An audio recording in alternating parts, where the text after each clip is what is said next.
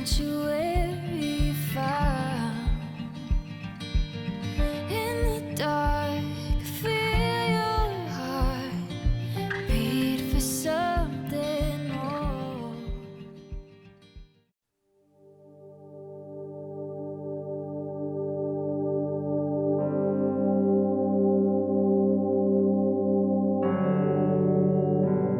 Shalom semuanya, selamat berjumpa dalam ibadah online kita hari ini.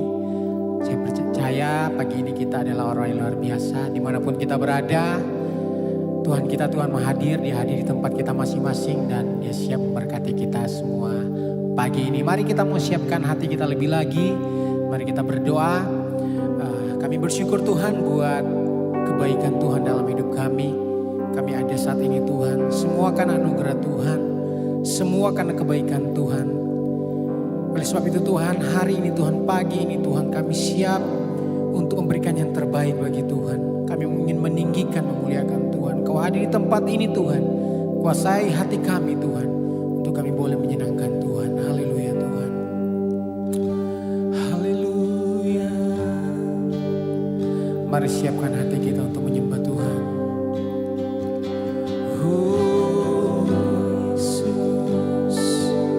Mari undang Roh Kudus hadir di tempat kita masing-masing. Haleluya.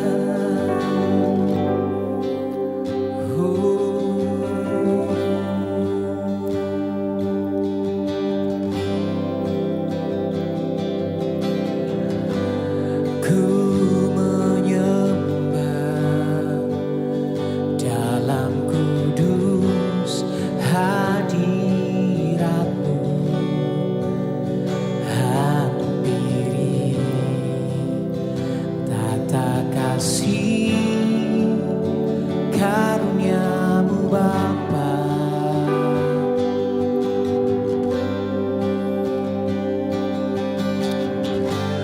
Kekuatanku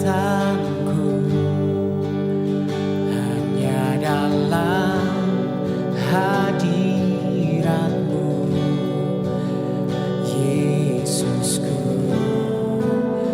Hanya Kaulah segalanya. Sekali lagi kita angkat pujian ini. Ku menyembah dalam kudus hadirat-Mu.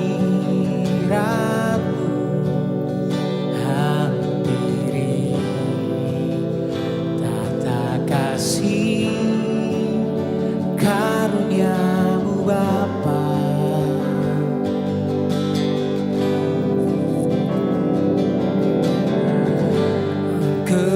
Kekuatanku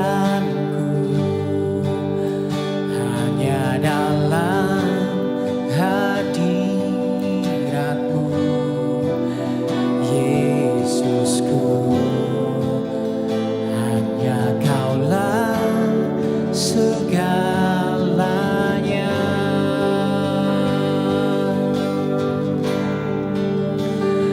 Ku yakin Kau hadir di sini. Ku rasakan kuasa yang tak terbatas. Ku yakin Kau nyata di sini. Kemenangan terjadi di sini. Oh Tuhan, kami yakin Kau hadir di tempat ini.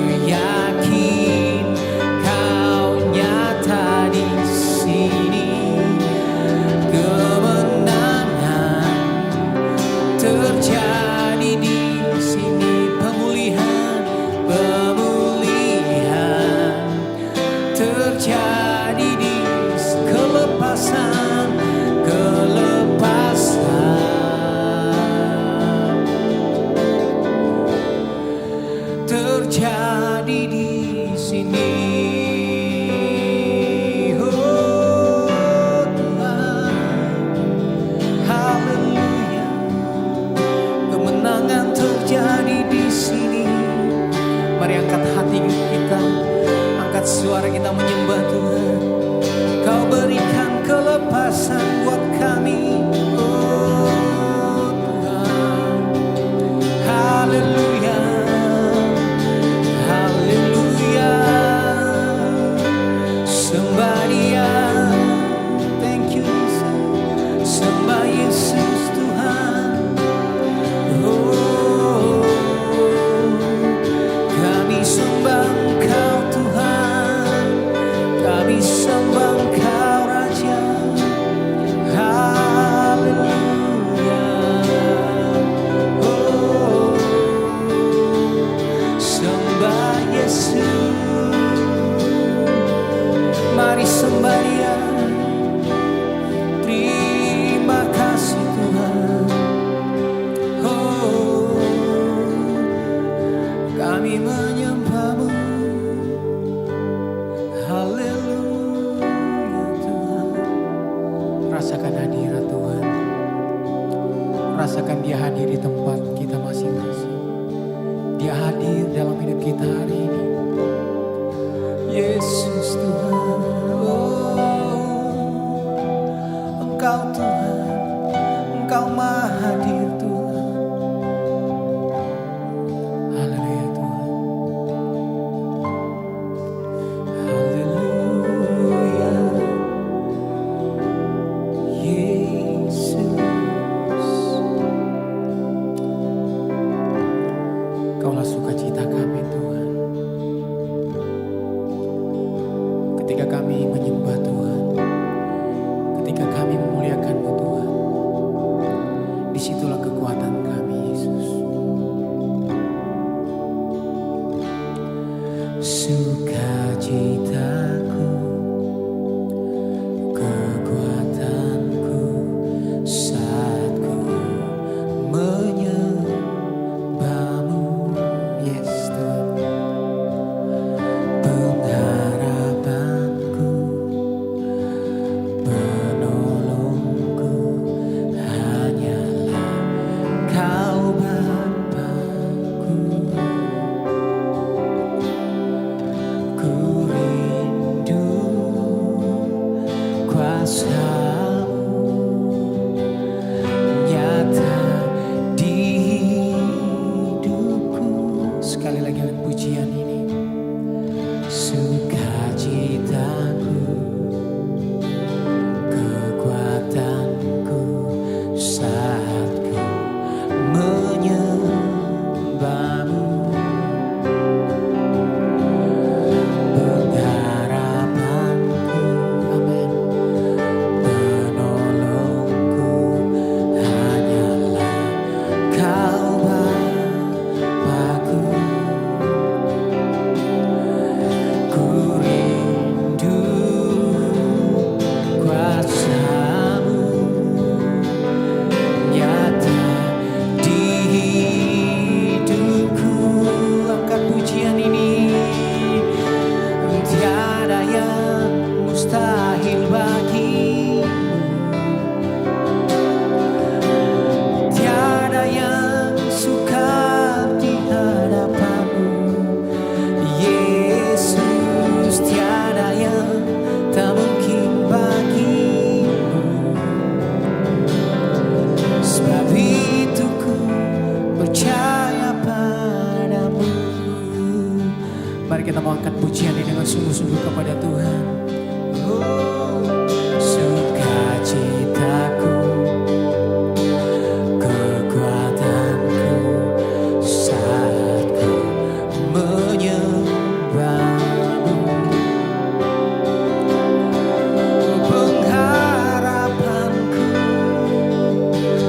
penolongku hanyalah Kau Bapa-Ku. Come on.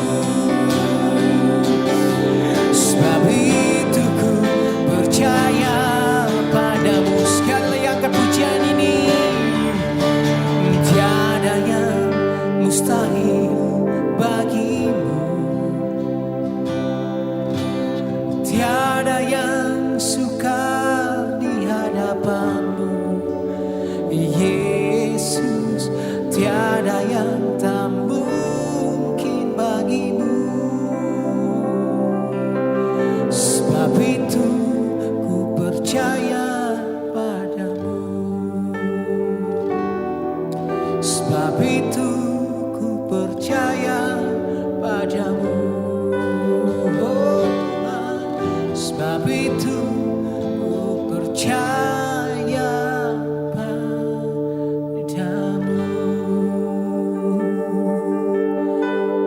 Itu keyakinan kami Tuhan.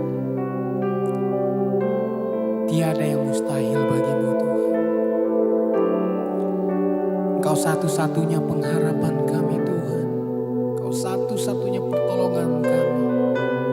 Dan kami akan terus berharap mengandalkan-Mu Tuhan. Terima kasih Tuhan, kami bersyukur buat hari ini Tuhan.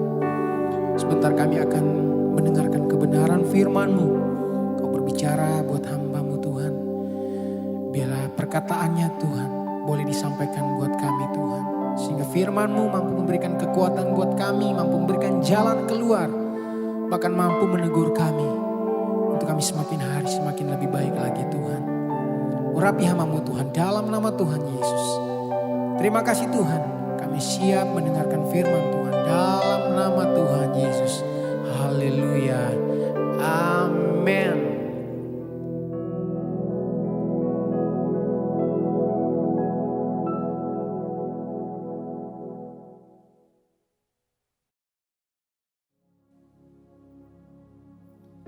Shalom Bapak Ibu dan semuanya, selamat bertemu kembali dalam ibadah hari ini. Kita bersyukur Tuhan baik buat kita dan kita ada karena kemurahan Tuhan. Dan Bapak Ibu dan semuanya, sebelum saya menyampaikan pesan firman Tuhan, saya ingin berikan kesaksian sedikit dulu tentang apa yang barusan saya alami. Seperti Bapak Ibu sudah ketahui bersama bahwa beberapa waktu yang lalu saya terkena COVID. Sempat dirawat di rumah sakit. Jadi sekitar tanggal 22 hari Selasa saya merasakan badan itu kurang enak. Tiba-tiba merasa sendi itu kurang enak. Saya coba beraktivitas olahraga kecil-kecil, tetapi saya merasakan wah ini secara fisik kenapa tiba-tiba seperti ini. Kemudian malam harinya saya istirahat, terganggu karena ada sedikit batuk, kemudian hidung sepertinya tersumbat. Nah kemudian pada keesokan harinya, hari Rabu, saya coba minum obat flu yang saya anggap mungkin sakit flu biasa, tetapi saya melihat ini kondisi tidak membaik. Kemudian pada hari esoknya lagi, Kamis pagi, saya segera periksakan diri, saya melakukan rapid antigen. Dan 2 jam berselang mendapat hasil bahwa positif. Itu pun juga saya minta dikirim melalui WhatsApp karena saya langsung pulang waktu itu. Wah, cukup merisaukan saudara. Saya nggak percaya melihat hasilnya positif. Kemudian saya komunikasi dengan dokter yang dekat dengan saya. Kemudian beliau menyarankan langsung ke rumah sakit seluruh keluarga untuk dilakukan rapid ulang. Dan saya menurut, kemudian kita lakukan tes. Di situ didapat hasil anak Clarin Clement dan istri saya, dia negatif, saya sendiri yang positif. Kemudian dokter berikan obat-obat dan vitamin dan menyarankan saya untuk isolasi mandiri. Jadi tanggal 24 Desember malam Natal saya benar-benar sendiri saudara di kamar, tetapi tidak merasa sendiri karena ada Tuhan Yesus yang bersama-sama. Kemudian hari Jumat tanggal 25 Desember kita merayakan Natal dan saya merayakan Natal juga bersama-sama. Kalau saudara di rumah masing-masing, saya di kamar sendiri dan bersyukur bisa mengikuti sampai akhir, berjalan dengan baik dan saya senang sekali Natal itu bisa terselenggara dengan baik. Namun saudara, saya ada merasa tidak nyaman yaitu saya mengkhawatirkan keluarga. Karena saya takut mereka tertular dengan kondisi saya. Saya tanya lagi ke dokter, dia sampaikan enggak apa-apa Pak, isolasi mandiri. Kemudian saya diskusi tentang keluarga, beliau juga sampaikan iya ya, kalau ingin benar-benar aman memang harus terpisah. Nah, bersyukur sekali saudara, Tuhan itu memang baik. Hari Sabtunya teman saya yang sedang dirawat, dia video call dengan saya. Kemudian saat video call ada Profesor Felix, dokter yang menangani teman saya itu. Kemudian dia melihat saya, saya tahu you. Memang beberapa waktu sebelumnya saya sempat komunikasi dengan dokter itu. Kemudian singkat cerita dia sampaikan, oke, saya carikan kamar. Kemudian dia tidak berselang lama kasih kabar kalau kamarnya sudah dicarikan dan dapat, tetapi esok hari pagi aja untuk saya bisa mulai dirawat. Singkat cerita, pada tanggal 27 Desember, hari Minggu, saya sudah ada di rumah sakit melalui IGD dulu, kemudian masuk ke kamar. Saya masuk ke kamar itu merasa lega. Kenapa? Karena saya mendapatkan kamar dan bisa dirawat. Karena kita tahu bersama kondisi Jakarta sangat sulit hari-hari itu sampai sekarang untuk mendapatkan kamar pasien yang khusus COVID karena sangat penuh. Dan saya dirawat 27, kemudian hari Kamis tanggal 31 Desember pagi hari sesuai petunjuk dokter, anak-anak dan istri melakukan swab test. Dan didapat hasil anak-anak negatif tapi istri saya positif. Kemudian kita atur dan dia ke rumah sakit dan puji Tuhan juga melalui pertolongan Tuhan, melalui dokter sehingga dia dapat kamar di rumah sakit. Dan bersyukur sekali Tuhan juga atur meskipun keadaan sangat penuh, tapi pas istri saya masuk ada yang keluar sehingga kami bisa satu kamar. Dan bersyukur hari Seninnya tanggal 4 Januari saya sudah dinyatakan negatif dari hasil tes swab oleh dokter. Dan hari Sabtu tanggal 9 istri saya sudah dinyatakan negatif sehingga hari Minggunya kami berdua sudah pulang ke rumah tanggal 10 Januari. Kami bersyukur Tuhan mengizinkan proses terjadi dan di situ kami melihat campur tangan Tuhan, kemurahan Tuhan. Dan terima kasih buat Bapak Ibu Saudara yang sudah mensupport, mendoakan, memberikan semangat dan kita terus bersuka cita. Nah saudara, kalau melihat tentang COVID ini, saya melihat logika COVID ini tidak bisa disamakan atau kita berpikir menggunakan logika kita. Logika manusia. Kenapa saudara? Karena beberapa hal saya melihat ini sesuatu yang tidak ada korelasinya. Banyak mengatakan bahwa bersih, kalau kita bersih itu akan terbebas dari COVID. Tetapi saya melihat ternyata tidak sepenuhnya benar. Kenapa? Karena negara Perancis yang terkenal itu dikatakan terbersih nomor 5 di dunia. Ternyata 120.000 rakyatnya itu terkena COVID. Nah ini kalau dibilang bersih itu terbebas dari COVID, ternyata faktanya seperti itu. Kemudian kalau orang yang melakukan protokol ketat, maka dia akan terbebas dari COVID. Terbukti Donald Trump, kemudian Pangeran Charles keluarga mereka juga kena COVID. Kemudian lagi ada kalau yang katakan di suhu yang panas maka akan terbebas dari COVID. Enggak juga. Iran yang terkenal negara termasuk negara terpanas itu warganya terpapar 60.000. Nah ini logika ini yang saya melihat tidak sepenuhnya sama, tidak sepenuhnya benar. Kemudian orang yang rajin berolahraga dikatakan dia akan sehat. Tetapi terbukti Cristiano Ronaldo dan Valentino Rossi dia juga kena COVID. Orang yang dikatakan maco, badannya kuat, gagah, itu dia akan terbebas dari COVID, tapi tidak. Kita tahu artis The Rock, dia juga terpapar COVID. Juga dikatakan orang yang mengerti, mengetahui tentang medis, mengerti tentang penyakit ini tidak akan kena. Enggak juga saudara. 120 dokter lebih di Indonesia dia meninggal karena COVID. Nah kemudian sebaliknya kita melihat dikatakan orang yang kotor itu akan terkena COVID. Tetapi faktanya di pasar tradisional yang terkenal jorok. Kemudian para pengamen, kemudian gelandangan, pemulung, bahkan orang gila itu jarang yang terkena COVID. Bahkan orang gila belum pernah ada laporan kalau orang gila itu terkena COVID, saudara. Nah ini sesuatu yang mengherankan ya. Saat ditanya kepada dokter yang menangani orang gila, ditanyakan apakah orang gila itu badannya tidak pernah sakit? Jawabnya benar. Kenapa? Terbukti orang gila itu kehujanan, tapi nggak pernah kita lihat orang gila itu pilek. Orang gila juga makannya makan yang tidak bersih, bahkan nasi busuk dimakan, tapi perutnya nggak pernah sakit. Dan juga dia tidur di jalanan, tidak pakai selimut, tapi juga kita nggak pernah lihat mereka masuk angin, karena nggak pernah lihat orang gila dia kerokan, saudara.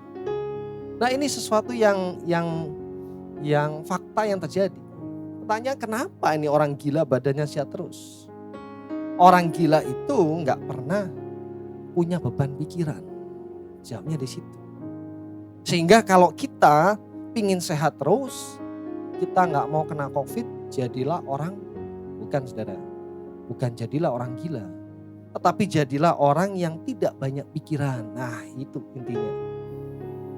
Jadi mari kita terus melakukan protokol kesehatan dan kita jangan banyak pikiran.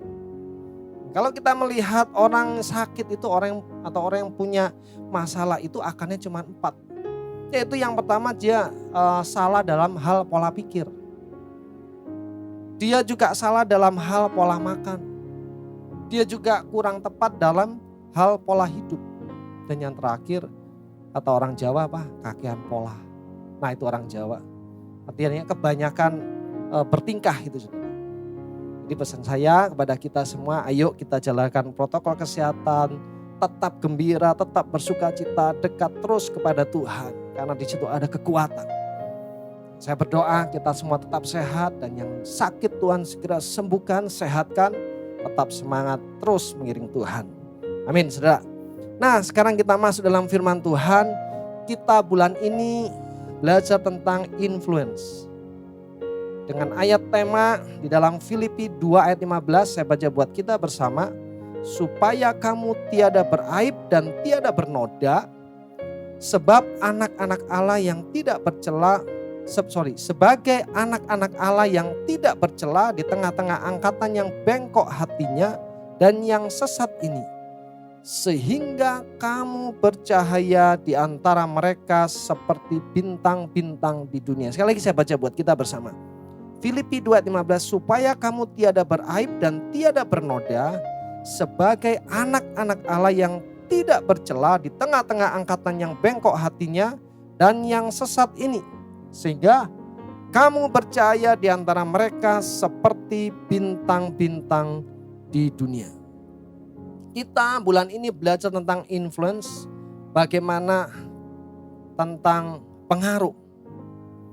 Saya mau katakan kepada kita bersama setiap hari disadari atau tidak, kita itu selalu terlibat dalam suatu pertempuran. Pertempuran apa? Pertempuran pengaruh. Dan tempat pertempuran itu ada di dalam pikiran kita, ada di dalam otak kita. Kenapa saudara? Karena ada banyak hal yang setiap hari mempengaruhi kita dalam mengambil sebuah keputusan. Lifestyle itu mempengaruhi. Gaya bicara mempengaruhi. Makanan-makanan mempengaruhi. Apa yang kita lihat di handphone kita itu mempengaruhi. Dan itu mempengaruhi keputusan yang akan kita ambil. Contoh kecil mau makan. Sosmed itu mempengaruhi kita mau makan apa kadang. Dan selain juga kita melakukan setiap hari pertempuran tentang pengaruh sesuatu yang memengaruhi kita, kita juga setiap hari terlibat dalam hal pertempuran untuk mempengaruhi. Sebagai orang tua, saya selalu rindu anak-anak saya supaya mendapat pengaruh yang baik. Saya setiap hari selalu berkompetisi dengan banyak hal di dalam hal mempengaruhi dan mendidik anak-anak saya. Kalau zaman dulu orang tua yang mendidik anak, dia cuma dipengaruhi sedikit hal. Kenapa? Karena sepulang dari sekolah anak-anak itu dalam pengawasan orang tua. Tidak ada sosmed, tidak ada handphone, main pun secara fisik dan bisa dipantau oleh orang tua. Kemudian pulang ke rumah setelah bermain nonton TV dan channelnya cuma itu aja.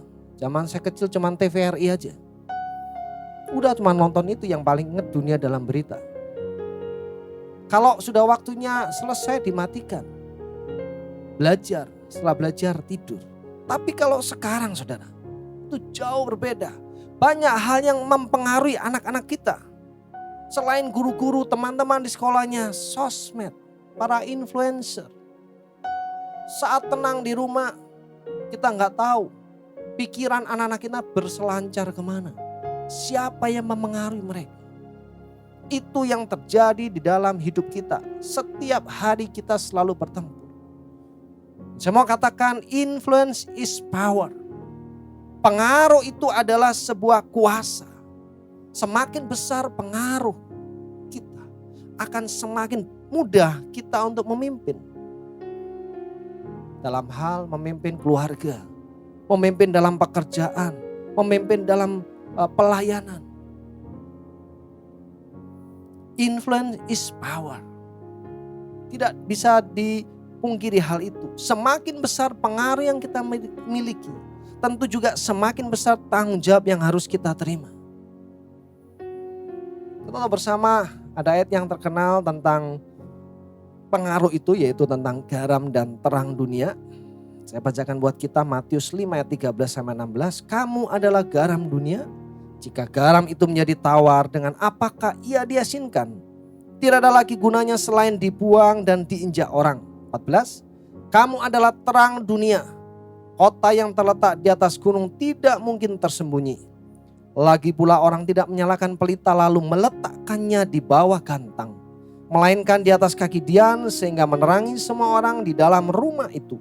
Demikianlah hendaknya terangmu bercahaya di depan orang, supaya mereka melihat perbuatanmu yang baik dan memuliakan Bapamu yang di surga. Seringkali ayat ini diberikan dalam khotbah di gereja, itu tentang garam dan terang dunia. Namun pada saat ini saya fokus kepada tentang pengaruh yang diberikan oleh garam dan terang itu. Kita dipanggil oleh Tuhan untuk menjadi pengaruh. Kita dipanggil Tuhan untuk menjadi garam dan menjadi terang. Dimanapun kita berada, setiap sesuatu yang kita sentuh atau berhubungan dengan kita, Tuhan ingin kita menjadi pengaruh. Pengaruh adalah kemampuan untuk membuat sebuah perubahan. Pengaruh adalah sesuatu yang kemampuan, yaitu untuk membuat sebuah perubahan. Dan perubahan itu bukan untuk diri kita, tetapi untuk orang lain. Ada orang yang berpikir bahwa pengaruh adalah sebuah ketenaran. Tidak saudara, tidak harus dengan tenar kita bisa memberikan pengaruh. Contohnya yang disampaikan oleh Tuhan, kamu adalah garam dunia. Pada waktu garam itu tidak berpengaruh, kita bisa lihat. Tapi pada waktu dia berproses dan menjadi pengaruh, kita tidak akan pernah lihat. Garamnya masuk ke sini, nggak pernah lihat. Tetapi dia bisa memengaruhi orang. Dia bisa menjadi pengaruh bagi orang lain. Garam itu bisa mengawetkan sesuatu dan bisa memberikan rasa kepada sebuah masakan. Dan kita harus berani saudara. Sehingga saya mau katakan tidak ada sesuatu yang kebetulan. Pada waktu Tuhan tempatkan kita di sebuah tempat di suatu waktu, Tuhan itu punya maksud. Ada tokoh yang mengatakan yaitu Madeline Sharon. Dia katakan demikian. Selalu ada alasan mengapa engkau bertemu orang lain. Entah karena engkau membutuhkan mereka untuk mengubah hidupmu, atau engkaulah orang yang mengubah kehidupan mereka. Dan saya senang sekali pada waktu membaca artikel-artikel seperti ini. Dan pada waktu saya ada di rumah sakit, sedikit ceritakan kembali. Pada waktu saya di IGD menunggu kamar, saya merenung. Tuhan, menjelang akhir tahun kok saya malah di IGD. Kemudian di dalam kesendirian saya, Tuhan mulai ingatkan. Kan CBC punya tema di bulan Januari, influence. Nah, saya berikan kesempatan untuk merasakan itu dan untuk mengalami itu. Wah, saya mikir kenapa harus di rumah sakit? Tetapi saya bersyukur bahwa Tuhan mengizinkan saya dan memberikan saya untuk bisa benar-benar mengerti tentang tema ini. Dan Tuhan menuntun saya untuk saya berani mempraktekkan dalam kondisi saya harus sakit itu, saudara.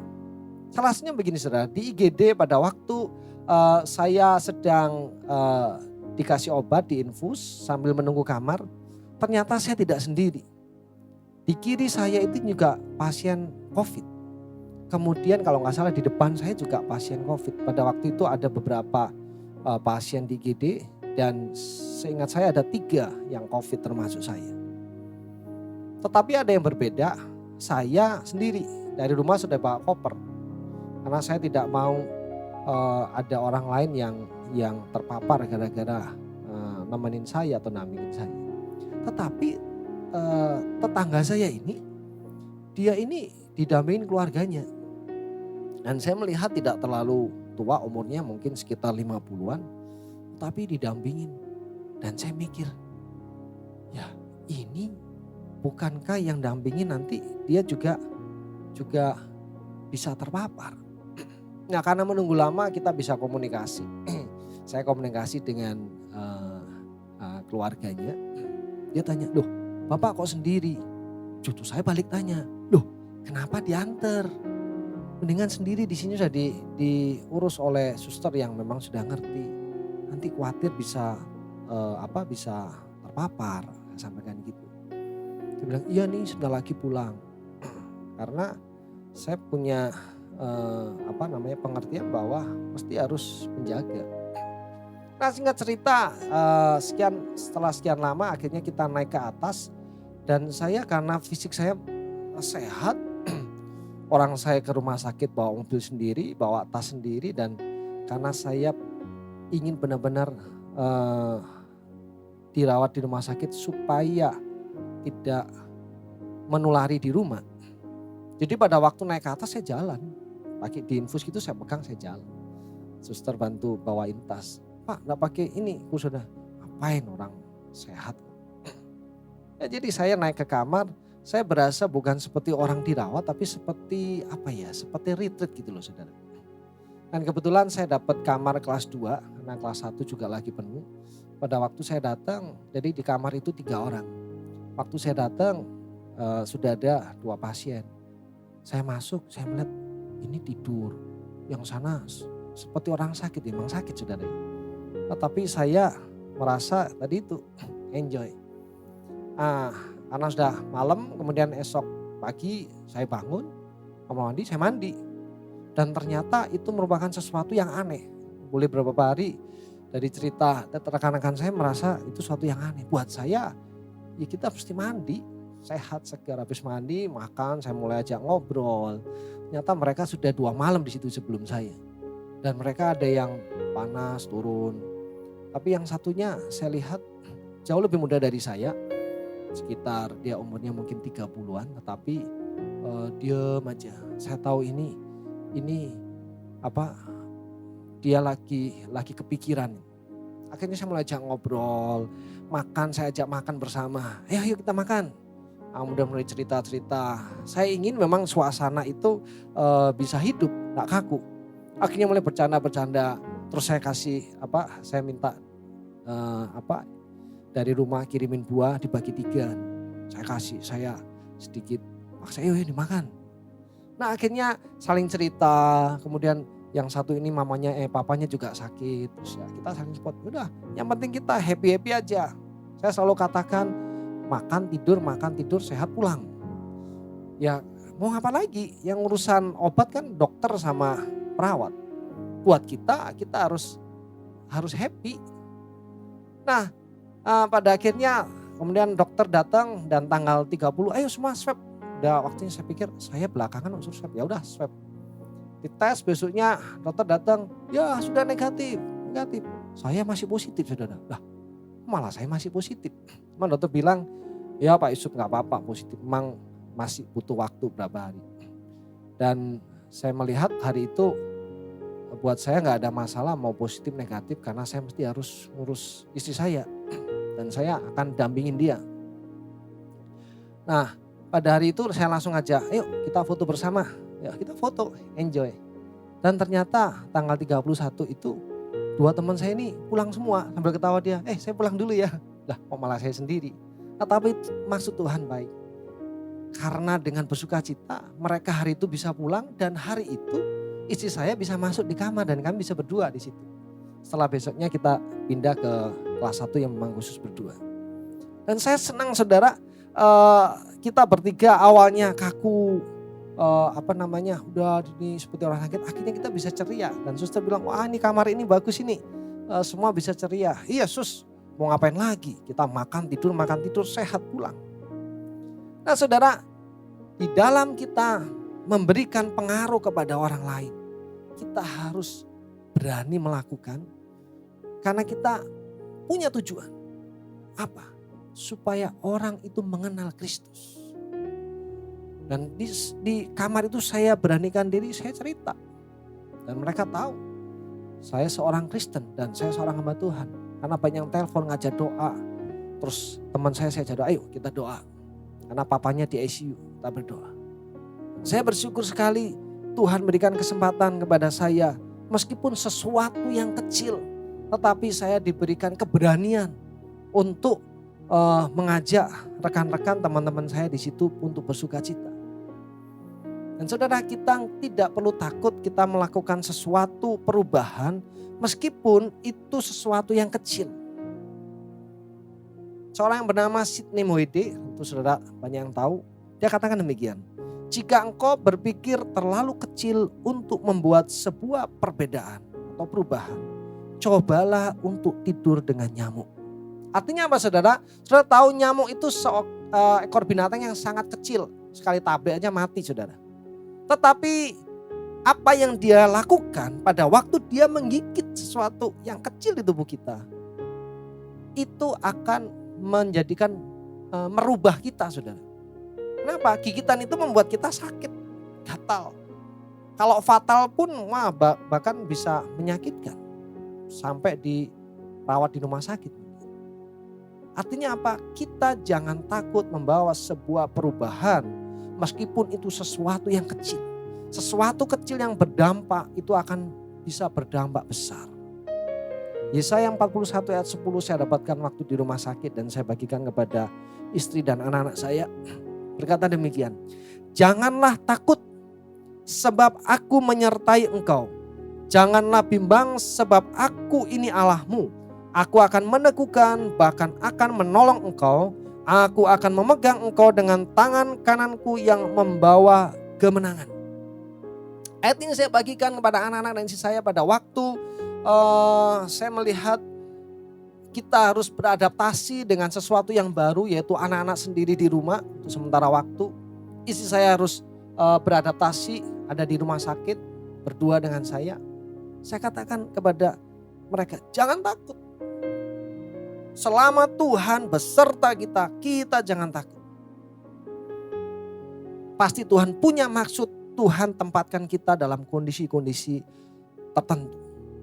Dan memang Tuhan memberikan kesempatan untuk kita berbuat sesuatu untuk kemuliaan nama Tuhan. Nah saudara, untuk menjadi influence, untuk bisa menjadi pengaruh kepada orang lain. Ada beberapa hal yang saya dapatkan yang saya ingin share kepada Bapak Ibu Saudara semua. Apa yang perlu kita lakukan supaya kita bisa memberikan pengaruh kepada orang lain? Saya temukan yang pertama, kita harus menjadi otentik. Artinya apa? Jadilah dirimu sendiri. Setiap orang kita masing-masing diciptakan oleh Tuhan itu berbeda dan unik. Kita diciptakan Tuhan itu berbeda dan unik. Sehingga mari kita temukan keunikan diri kita. Karena disitulah letak kekuatan kita. Kita harus original diri kita sendiri. Banyak orang menghabiskan waktunya untuk berusaha menjadi orang lain. Tetapi saya mau katakan sebagus-bagusnya, seindah-indahnya kita meniru orang lain, kita tidak akan menjadi orang itu. Ya tentu, kita cuma jadi pecontoh aja. Kita harus terbuka dan senantiasa belajar dari orang lain, memang betul. Kita harus belajar dari orang lain, tetapi itu kita jadikan landasan untuk menemukan keunikan dalam diri kita. Jangan kita mencontoh dia persis.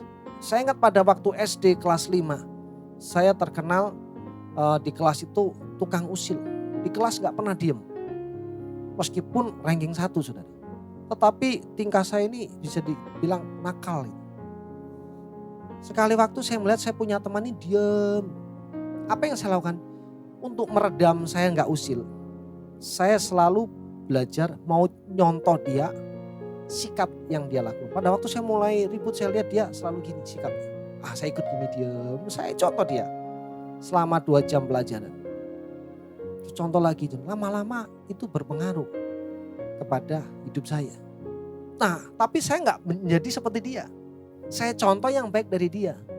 Tetapi apa yang baik dari saya terus saya kembangkan terus.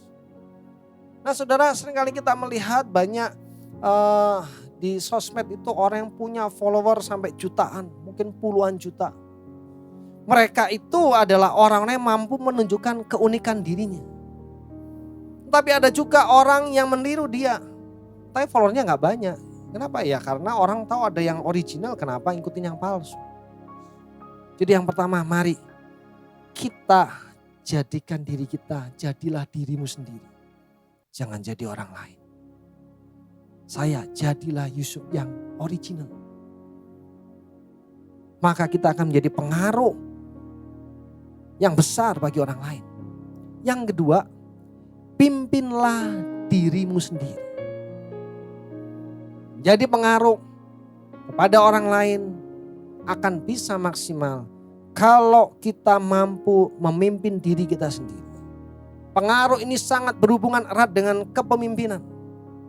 Seorang pemimpin tidak akan efektif jika dia tidak mampu memimpin dirinya sendiri.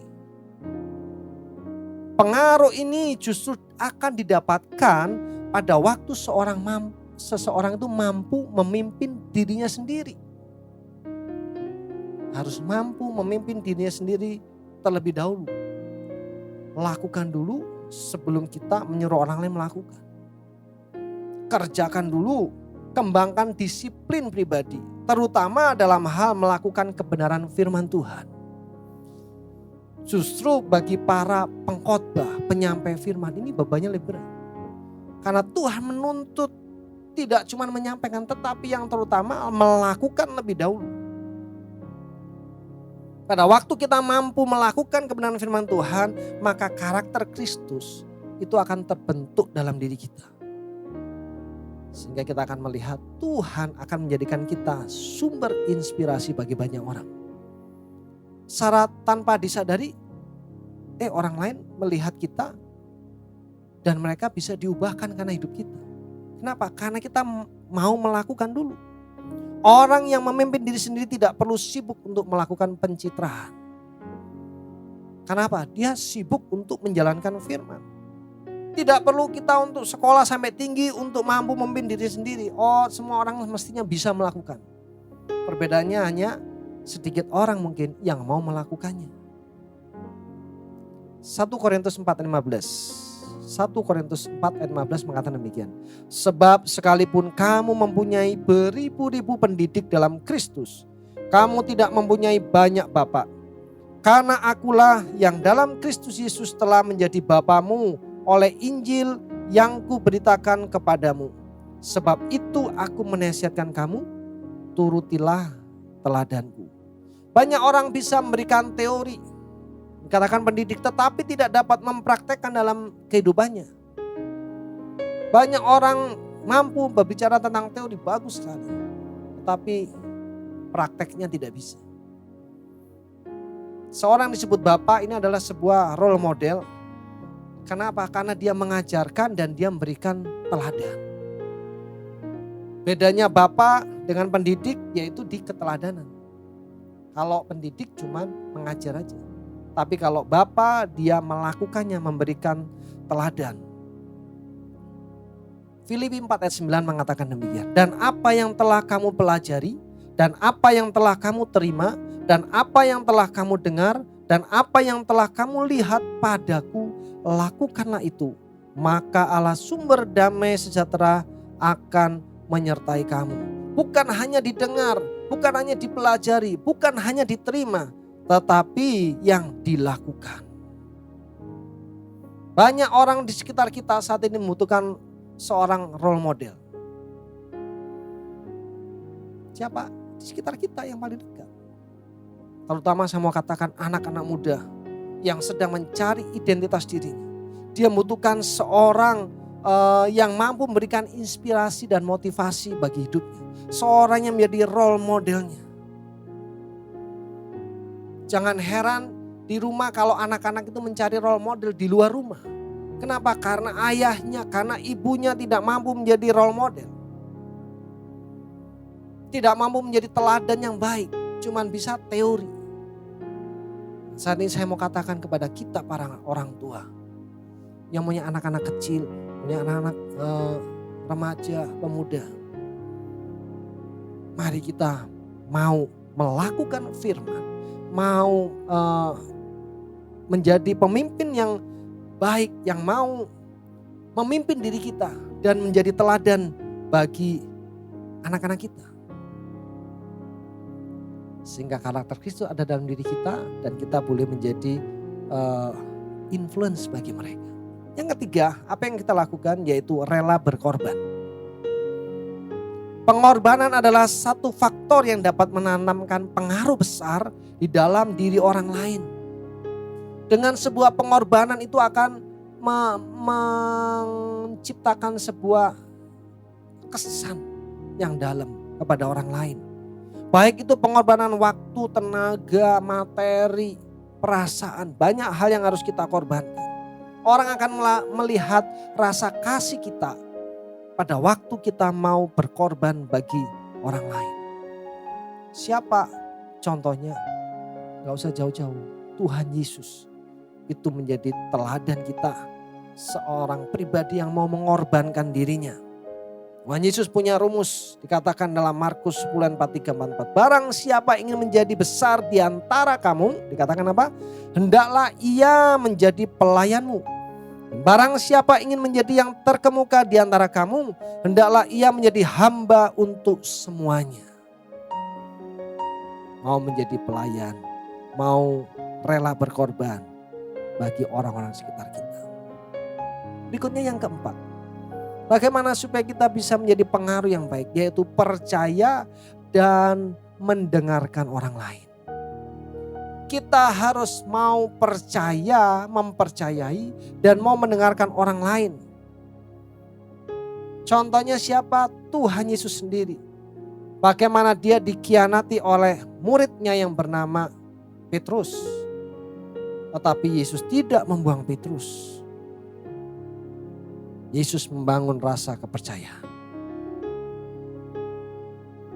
2 minggu yang lalu yang saya sampaikan firman Tuhan. Yesus katakan, Simon, adakah engkau mengasihi aku? Sampai hati Simon, hati Petrus terenyuh saudara. Kenapa? Justru dia yang mestinya menyaksikan kasihnya Yesus. Tapi Yesus katakan, dia tetap mengasihi Petrus. Dikatakan, gembalakanlah domba-dombaku. Dan apa akibat dari hal ini? Akibat dari Yesus mau mempercayai Petrus. Dia tetap menerima Petrus. Pada waktu Petrus bertobat, dia berkhotbah. Sekali berkhotbah, 3.000 orang diselamatkan. Bahkan di akhir hidupnya setelah dia melayani, dia katakan, saya tidak layak disalib seperti Kristus. Dia disalib kepala di bawah. Luar biasa. Selama ini, mampukah kita mempercayai orang-orang di sekeliling kita? Jika kita mampu, kita bisa memberikan pengaruh yang baik kepada dia. Dan juga selain mempercayai, kita juga mendengarkan orang lain.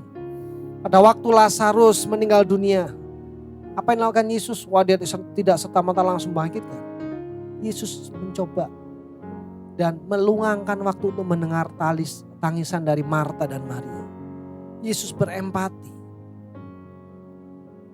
Kemudian pada waktu Yesus bangkit, Yesus juga meresponi keraguan Thomas. Dia tidak dengan arogan, wah kamu gak percaya, udah binasa. Tidak. Dia mau mendengarkan, artinya mau masuk dalam hati Thomas. Pada waktu Thomas mencucukkan tangannya kepada lubang paku di Yesus, Thomaslah murid yang pertama kali mengatakan, engkaulah Tuhan yang sudah bangkit. Luar biasa saudara. Pengaruhnya menjadikan orang luar biasa saudara. Yang kelima, apa yang perlu kita lakukan, yaitu kita perlu berkemurahan hati. Kita akan menjadi orang yang berpengaruh pada waktu kita menjadi orang yang bermurah hati. Yang suka berbagi kemurahan kepada orang lain. Ayat yang terkenal dalam Amsal 11:24 mengatakan, ada yang menyebar harta tetapi bertambah kaya, ada yang menghemat secara luar biasa namun selalu berkekurangan. Dikatakan orang yang bermurah hati dunianya semakin kecil. Orang yang bermurah hati dunia semakin besar, semakin besar. Sebaliknya orang yang pelit dunianya akan semakin kecil. Sehingga untuk kita bisa mau jadi pengaruh pada orang lain, kita harus mau bermurah hati. Bermurah hati ini bukan cuma masalah materi, tetapi berbagi doa, berbagi perhatian, berbagi pujian, memberikan telinga untuk mendengar apa yang dikeluhkan oleh orang-orang sekitar kita. Dan saudara, saya sedikit kesaksian kembali. Pada waktu dirawat di rumah sakit berserta dengan istri, saya juga mikir, Tuhan, apa yang mau kau buat? Saya ini sebetulnya sudah sembuh, tetapi Tuhan izinkan saya harus berlama-lama di rumah sakit. Jadi saya total itu 14 atau 15 hari. Tetapi hari ke-8 sebetulnya saya sudah negatif, sudah diizinkan pulang. Tetapi saya memilih mendampingi istri saya sampai dia sembuh. Tapi saya juga ingin pada waktu saya di rumah sakit, saya juga bisa bermanfaat. Ternyata memang Tuhan punya maksud. Pada waktu saya di sana, karena banyak teman-teman hamba Tuhan yang mengetahui saya sakit. Ternyata saudara, banyak yang telepon, intinya ingin tahu sakit itu gimana, gejalanya gimana, kemudian gimana. Ya saya ceritakan. Dan lucu juga ada seorang teman hamba Tuhan WhatsApp saya, Pak boleh saya telepon, saya mau doakan. Wah silakan, akhirnya telepon. Waktu telepon saya tunggu ini kok gak doa-doa. Ternyata justru dia itu yang ketakutan saudara. Dia takut tertular. Ya saya beritahu ini begini-begini. Virus itu ada di mana-mana. Kita gak bisa bilang kena di mana. Bingung saudara, karena kita gak bisa melihat dengan mata telanjang kita virus itu ada di mana. Saya katakan virus ada di mana-mana. Yang paling penting kita jaga fisik kita tetap fit. Fit bukan cuman kita rajin olahraga, tapi hati kita ini harus terus gembira. Oh iya. Akhirnya dia semangat, terus dia doakan. Saya mikir ini yang butuh kekuatan dia atau saya. Tapi saya bersyukur dari situ komunikasi ternyata Tuhan izinkan saya mengetahui lebih banyak tentang penyakit ini sehingga banyak teman yang juga hari-hari itu terpapar. 2 hari setelah saya masuk ada yang kena lagi. Kemudian saya kasih advice. Sama ada yang dia dengan istrinya, ada yang dengan anaknya, ada yang dengan orang tuanya. Macam-macam. Dan ternyata ada juga seorang hamba Tuhan senior yang memang butuh dibantu. Akhirnya pada waktu dokter fisik, dia cuma, gimana Pak Yusuf? Wah puji Tuhan, sehat dokter. Saya langsung ngomong tentang hamba Tuhan. Dokter bisa bantu gak? Ini ada pendeta senior, seperti ini. Umur sekian, istrinya seperti oke, Pak Yusuf hubungin dia, besok ke poli saya. Nanti kalau memang harus dirawat saya carikan kamar. Singkat cerita hamba Tuhan ini dirawat. Dan kita teleponan, saya bilang semangat ya Om, Tuhan pasti tolong. Boleh 2 hari istrinya juga. Dokter bilang Pak Yusuf ini istrinya mesti dirawat. Ya oke dokter kalau ada kamar tolong dibantu. Akhirnya saya telepon dan juga dirawat. Jadi memang Tuhan izinkan untuk saya berlama-lama supaya bisa menjadi mediator, menjadi agent. Bukan agent rumah sakit saudara ya. Tapi menjadi agent untuk menolong orang. Karena rumah sakit di mana penuh. Dan ternyata memang susah sekali hari-hari ini untuk bisa masuk rumah sakit dirawat. Karena memang penuh. Dan dokter itu katakan kepada saya, Pak Yusuf IGD penuh. Sekarang orang udah nunggu di bangku tunggu di luar. Suster yang kasih tahu. Jadi betapa memang susahnya. Tetapi tadi itu katakan, kita ada di satu waktu, di satu tempat bertemu dengan seorang Tuhan izinkan pasti punya maksud. Dan kita harus mau di situ kita menjadi pengaruh. Dan dalam kesendirian saya semakin banyak waktu untuk menyelesaikan tugas-tugas saya. Khususnya dalam hal membantu pendistribusian untuk bantuan buat gereja-gereja. Dan bersyukur banyak hamba Tuhan, aduh Pak Yusuf terima kasih dibantu. Dan saya merasa senang sekali. Bahkan yang katakan ini uang ini untuk tambah sewa gereja yang sudah habis. Ada yang katakan uang ini untuk bayar tunggakan listrik atau apa di gereja. Ada yang bilang ini untuk memperbaiki nisan dari gembala. Jadi ada seorang gembala yang sampai ada 2-3 meninggal gara-gara COVID. Saya bersyukur Tuhan izinkan saya untuk melewati ini dan boleh menjadi berkat. Yang keenam, yang terakhir. Kita harus menjadi sumber perubahan. Kita menjadi pribadi yang berpengaruh jika kita mampu menjadi sumber perubahan. Waduh, gimana harus menjadi sumber? Bisa saudara. Saya mau katakan bahwa perubahan itu adalah sesuatu yang konstan, selalu terjadi. Lalu Ibu Gembala sampaikan, kita tinggal milih, kita dipaksa berubah, loh kita menjadi agennya perubahan. Jadi perubahan itu selalu ada, semua orang sadar bahwa dia dituntut untuk berubah, tetapi tidak semua orang mau berubah. Sebab berubah itu membutuhkan sebuah iman, membutuhkan sebuah kepercayaan bahwa yang di depan itu akan lebih baik daripada yang sekarang. Sehingga banyak orang menunggu. Contohnya siapa saudara? Saul. Pada waktu cara perangnya dia tidak mampu mengalahkan Goliat. Mereka dalam kebingungan, diam, dilecehkan oleh Goliat. Tetapi yang menjadi seorang anak muda yang bernama Daud datang dengan cara yang berbeda. Dengan yang biasa dilakukan oleh Saul. Akibatnya apa endingnya? Tidak saja Daud berhasil mengalahkan Goliat, tetapi Daud lebih berpengaruh daripada seorang Raja Saul. Sebab Daud menjadi sumber perubahan. Mari saudara, kita mau menjadi orang-orang yang memberikan pengaruh yang baik.